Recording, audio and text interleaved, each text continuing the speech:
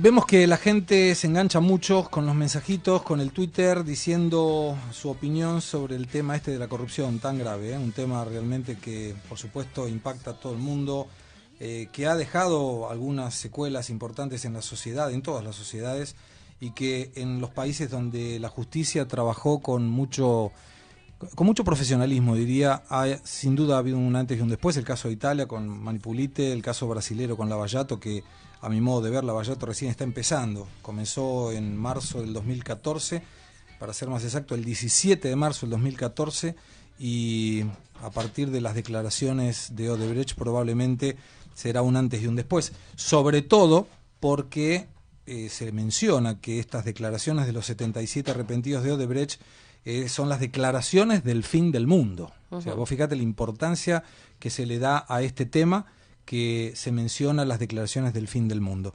El tema de hoy era, y es, y continuará hasta las 18 horas en el ojo de la tormenta, vinculado al tema de corrupción. Mencionábamos al comienzo, es un tema tan importante que el presidente Macri lo colocará dentro de la agenda de su discurso en la Asamblea Legislativa, y para hablar de este tema importantísimo hablar con alguien que sabe, y me refiero al fiscal general de la Cámara del Crimen, el doctor Ricardo Sáenz. Buenas tardes, Ricardo. ¿Qué tal? ¿Cómo estás? Buenas tardes. Muchísimas gracias por atendernos en un feriado. Mi nombre es Gustavo Segré, te estoy hablando del Ojo de la Tormenta, el programa de Gustavo Mura, y me gustaría compartir con vos, Ricardo, unas cuestiones vinculadas a por qué, y esa era la pregunta que nos hacíamos al comienzo del programa, ¿por qué en Brasil hay tanta gente investigada, tanta gente presa, tanta gente sentenciada, y en Argentina no? Bueno, creo que es como una cuestión, no sé si decirte cultural, pero la Argentina tiene muchos años y mucha historia de corrupción y de poca persecución de esa corrupción. Creo que nuestra justicia tiene que, no sé si hacer un mea culpa, pero hacer algo, te diría. Ahora, ¿vos te parece que faltan leyes, que faltan determinaciones por parte de los jueces, que falta capacidad de investigación, que falta gente? Mira, siempre pensé desde que estudiaba Derecho que no es un problema de leyes, sino que es un problema de hombres, o de mujeres, ¿no? O sea, de personas. Sí. Creo que hace falta una decisión. Creo que tenemos muchos jueces con una especie de ciclo cumplido, por más que muchos sean amigos míos, siempre lo digo. Y creo que tenemos jueces en una época en que en el cambio de gobierno los ha sorprendido, los ha dejado sin una especie de tutela, y los ha dejado liberados a su suerte. O sea, ya no hay operadores, ya no hay quien les sugiera, les diga o les pida algo.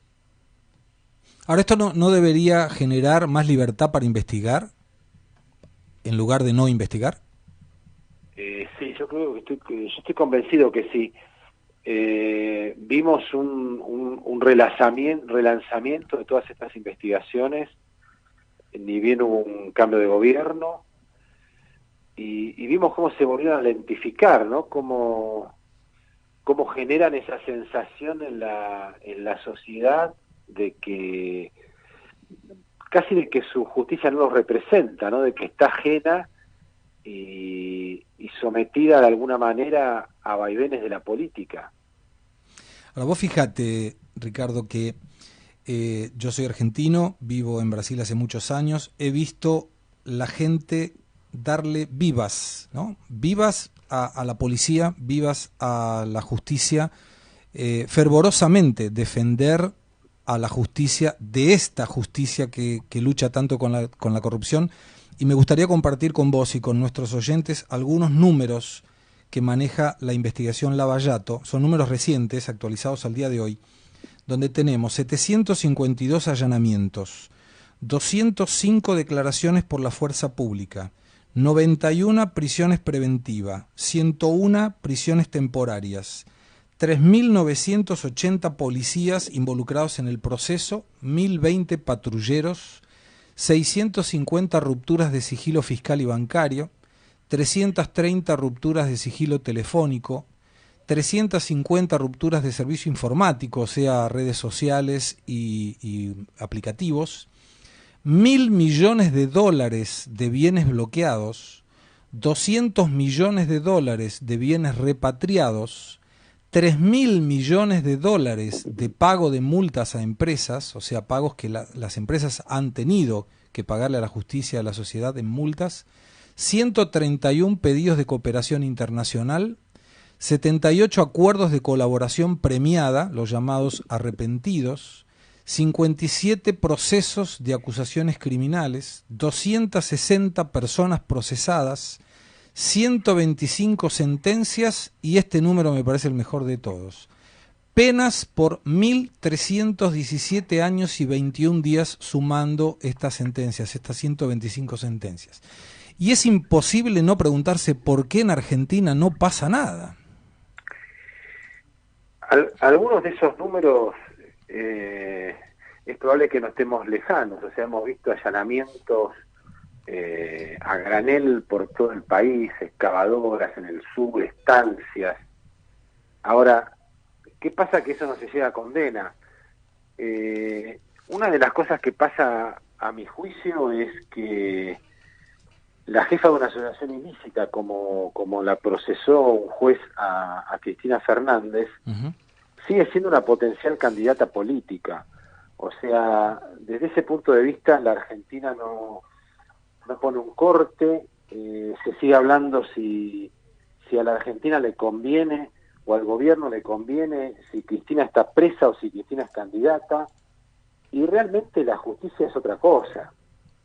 La justicia son pruebas, se supone que ciega, claro. Y bueno, pero no está ocurriendo eso en Argentina. O sea, hay una vinculación muy estrecha entre la política y la justicia. O sea, al decirme si la metemos presa o no, por si es candidato o no, es casi un lamentable suceso que tenga una relación tan importante. O sea, no tiene que ver con si es justo o no, si es justicia o no, sino si es candidato o no.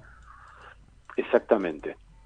O sea, la justicia está perdiendo uno de sus valores fundamentales, que es la objetividad, la imparcialidad, y sigue presa de ese esquema, si conviene o no conviene, y no ya si es justo o no es justo. Y la sociedad, la que paga impuestos, la que trabaja todos los días, quiere y sigue confiando en los valores de si es justo o no es justo.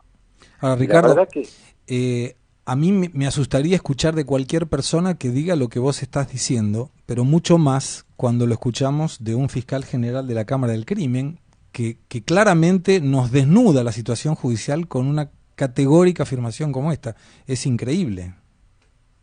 Es que la verdad que yo no tengo dudas, tengo más de 30 años adentro, claro, de la justicia. Pasó algo parecido en la salida del gobierno de Carlos Menem a fines de los 2000, y la gente lo sigue viendo. Y vos te subís a un taxi en Buenos Aires y si te reconocen te preguntan, ¿y cuándo va a ir presa? Claro. Esa es la pregunta de los argentinos, ¿cuándo va a ir presa? Porque están hartos de ver bolsos con plata, estancias, cajas de seguridad de chicos y no tan chicos, ¿no? Que nunca trabajaron y que tienen 5 millones de dólares en efectivo, o sea, gente contando plata, fumando whisky habanos, o sea, y la gente no puede llegar a fin de mes, eso irrita mucho. Supongamos que estamos en el taxi y yo te pregunto, ¿cuándo va a ir presa? Y cuando los jueces se independicen, o cuando se pongan los pantalones largos, o cuando los cambien, no sé. Increíble. ¿Te parece, Ricardo, que una ley del arrepentido al estilo brasilero puede cambiar algo? Sí, mientras no la disfracen o mientras no declaren la inconstitucionalidad, que es una de las especialidades de la justicia argentina, ¿no? Sí. Y la segunda, ¿te parece que puede ser útil a la política, por ejemplo, como se instrumentó en Brasil también? Y pido disculpas por traer trazos ejemplos, pero son ejemplos que conozco bien, donde si hay una sentencia en segunda instancia, no se puede ser candidato a nada. ¿Puede ayudar eso aquí? Sí, me parece muy bien. Y también hay proyectos de ley de fueros, de que no...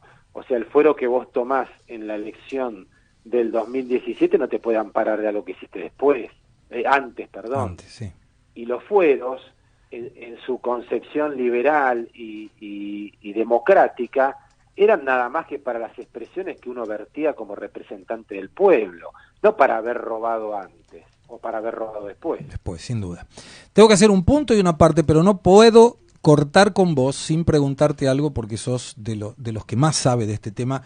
Sabés que Daniel Belliner, director de la Agencia Judía de Noticias, divulgó hoy un audio de Nisman.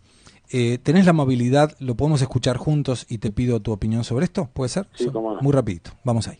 Con las pruebas, más de uno que ni se imagina le va a temblar el orto, porque no es preventada por mí, no es valoraciones que son totalmente válidas y todo, no. Cuando vean las pruebas que hay proporcionadas por el propio Estado, porque obviamente hay internas, te agarrás la cabeza, Daniel, espera un poco. Ahora que los máximos responsables terminan presos en poco tiempo, no tengas dudas.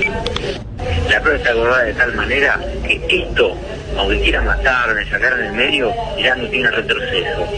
Y algunos de los involucrados ya lo saben y no saben cómo salir y están pidiendo salvavidas. Te digo, con Timerman, sí hubo molestias, hay una situación de tensión pero mal con él, no lo quiere recibir. Lo quiere recibir, boludo, lo van a tener que ir a visitar a Devoto, a ver si me entendés, en pocos meses. ¿De qué te recibir me estás hablando? Van a tener que pedir turno en la cárcel. Complicado, ¿no? Sí, ese es el Nisman que nos quisieron convencer que se pegó un tiro porque le daba miedo no tener pruebas. Ahora, ¿cómo ante un audio tan categórico, voy a hacer la pregunta de otra forma, ¿cómo queda la Argentina frente al mundo con un audio de estos y gente que sigue defendiendo esa teoría del suicidio? Como una vergüenza. O sea, el mismo taxista de Buenos Aires trasplantado a cualquier ciudad europea te dice, ustedes son los del Papi los que mataron a un fiscal. Y ¿sabés que eso ocurre? Uno va por claro, alguna parte del mundo y nos reconocen por Messi, nos reconocen por Maradona, nos reconocen por el Papa. En algunos casos nos reconocen por Cristina también, y es importante decirlo, pero en muchos nos reconocen como el país que dejó impune, o a 2 años prácticamente sin resolver, el caso de un fiscal. Y a ese extranjero que piensa de esa forma, ¿qué le decimos? Que falta decisión política, que todavía seguimos preguntándonos un año y medio después de la elección, cómo tenemos la jefa de fiscales que tenemos, cómo puede ser que no se la pueda echar, que sigue operando. O sea, el gobierno no ve venir lo que le va a pasar, o sea, lo van a tomar de rehén. O sea, esos mismos fiscales conducidos políticamente que nos impidieron avanzar en la muerte de Nisman y en la denuncia de Nisman, van a ir contra el gobierno, porque no son objetivos, porque están operando políticamente. Pero bueno, hay que verlo venir. Y si no lo ve venir el gobierno, van a tener un problema muy serio, ¿no? Ya lo tiene Sí. 50 denuncias en Comodoro Pi.